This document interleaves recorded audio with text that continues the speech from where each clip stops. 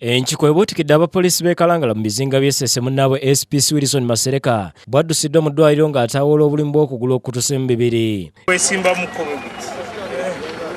Obe wakwatiyako tajjako.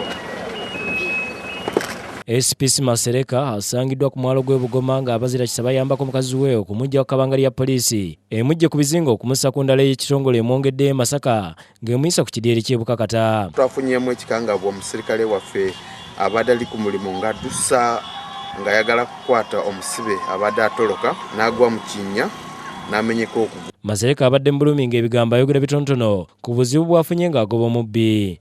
Badde ngoba musibya ntoluseeko. Banye moroka kama kuntoloka kuna wete ku nyumba. Ayambiddwako mukazi we amuwerekeddeko na nnyonnyola ebikirako nga n'omusibe amenyesezza bba bw'abadde yabbye ebintu by'omu maka n'okwokya ennyumba. N'ayokya n'ennyumba. Ebintu ebyasigadde yabikoleezezzaako.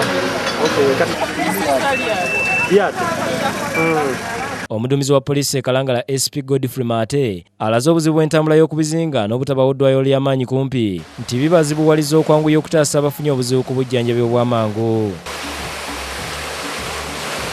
Tetuyinza kutwala motoka e Masaka because ebadde ejja kulwayo ne tupangisa akamotoka kamututemu bwangu kumutwala Masaka mu ddwaliro lwakusanga eddwaliro lyaffe erya Masaka erya Kalangala wano lyeze center 4 teriyinza kumukolako mu bwangu nga referral hospital.